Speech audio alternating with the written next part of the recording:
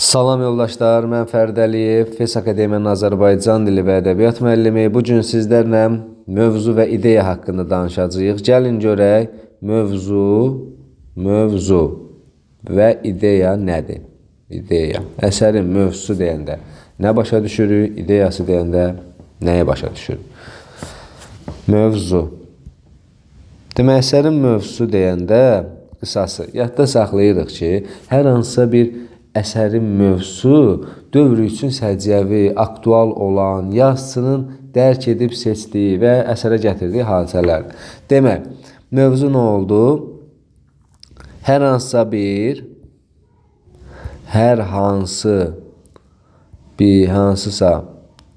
hansı dövr üçün deyək, dövr üçün səciyyəvi olan bu bir. Daha sonra 2 ardın davam eləyək. Yazıçının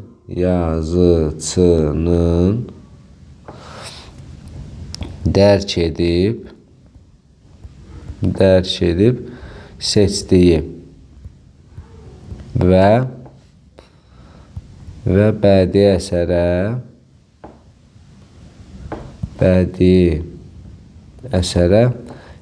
gətirdiyi nədir? Hadisə. Demək, əsərin mövzusu deyəndə, bir daha deyirəm, yadda saxlayırıq. Hər hansısa bir dövr üçün səciyyəvi olan bu bir, həmçinin yazıçının dərk edib seçdiyi və bədii əsərə gətirdiyi nədir? Hadisədir. Seçdiyi hadisədir. Məsələn, deyək ki, bir əsər götürək. Məsələn, Mirzə Fətəli Axundzadənin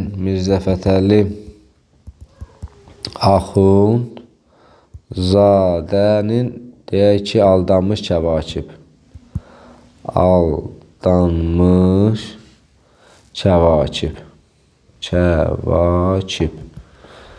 əsərində mövzu nədir? Bu povestin mövzusu nə idi? Şah Abbasla bağlı tarixi bir hadisədən götürülmüşdür. Düzdürmü? Demək, mövzu olaraq yazıcı Şah Abbasla bağlı hər hansısa bir tarixi hadisəyə müraciət edib. Və bununla yanaşı yadda saxlayırıq. Mövzu. 2 qrupa ayrıla bilər ki, bir, əsas mövzu ola bilər. Əsas mövzu. Daha sonra ola bilər, məsələn, yardımçı mövzu.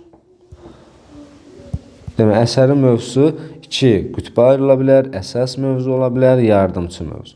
Əsas mövzu nədir? Belə deyək, elə bir əsər ola bilər ki, orada yazıcı bir yox, bir neçə hadisəyə müraciət eləyə bilər. Təbii ki, bu da artıq mövzunun şaxələnməsinə gətirib çıxarda bilər. Və belə olanda mövzu da bölünür 2 qrupa. Əsas mövzu var, yardımçı mövzu var. Əsas mövzu nədir? Yardımçı mövzu nədir? Məsələn, deyək ki, Nizami Gəncəvinin biz keçmişik. Gəncəvi. Xosrov və Şirin poeması. Düzdürmü? Xosrov və Şirin. Xosrov və Şirin poeması, məsələn, mövzusunu biz 2 yerə ayıra bilərik. Birinci, əsas mövzu olaraq nədir? Əsas mövzu, təbii ki, məhəbbətdir də, düzdürmü? Bunu belə yazaq. Əsas mövzu nədir? Xosrov və Şirində. Əsas mövzu, deyək ki, götürə bilərik. Məhəbbət. Düzdürmü? Amma yardımçı mövzu olaraq, yardımçı mövzu olaraq, təbii ki, burada biz nəyə rast gəlirik? Əməkçi insan, ədalətli, hökmdar kimi yardımçı mövzular var. Yardımçı mövzuya isə dedik ki, götürə bilərik. Ədalətli hökmdar yaratmaq istəyib. Ədalətli hökmdar. Daha sonra əməkçi insan kimi belə deyək, yardımçı mövzulara da müraciət eləyib. Bir də ümumiləşdiririk. Demək, əsərin mövzusu və ideyası deyəndə, mövzusu deyəndə nəyi nəzərdə tuturuq? Hər hansısa bir dövr üçün səciyyəvi olan, yazıçını dərk eləyib, iştirak etdiyi, əsərə gətirdiyi nədir? Hadisələr. Məsələn, dedik, nümunələr gətirdik. Daha sonra əsər mövzunun ayrıldığı qruplardan danışdıq ki, elə bir əsər ola bilər ki, həmin əsərdə müəllif bir yox, bir neçə hadisəyə müraciət edə bilər və ona görə də əsərin mövzusu bölünə bilər iki qrupa. Əsas mövzu, yardımçı mövzu.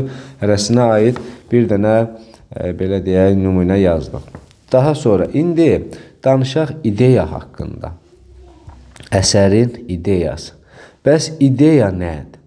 Əsərin ideyası artıq yazıçı neyniyib? Bu dediyimiz əsərləri yazıb. Mirzə Fətəli Axundzadə Aldanmış Kəvakibi yazıb, Nizami Gəncəvi Xosrov və Şirini yazıb, düzdürmü? Və bu yazdığı əsərlərdə, baxın,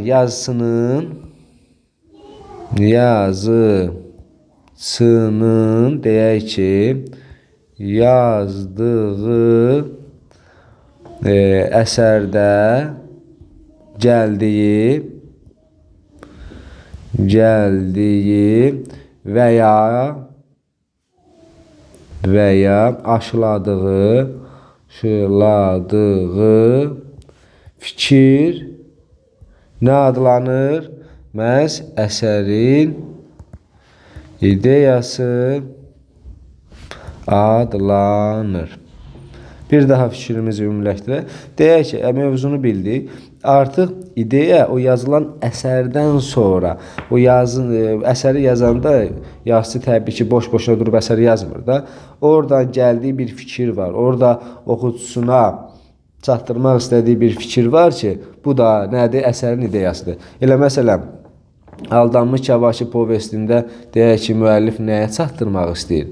Ölkənin ədalətlə idarə olunması məsələsinə. Demək ki, orada belə bir fikrə gəlmək olar ki, ölkənin idarə olunması xalqın içərisindən çıxmış adamlara tapşırılarsa, təbii ki, ölkə azad və firavan yaşayar, zülm aradan qalxar, insanlar azad və xoşbəxt yaşayarlar. Əsərin ideyası da budur. Belə yoldaşlar, bu qədər. Sağ olun.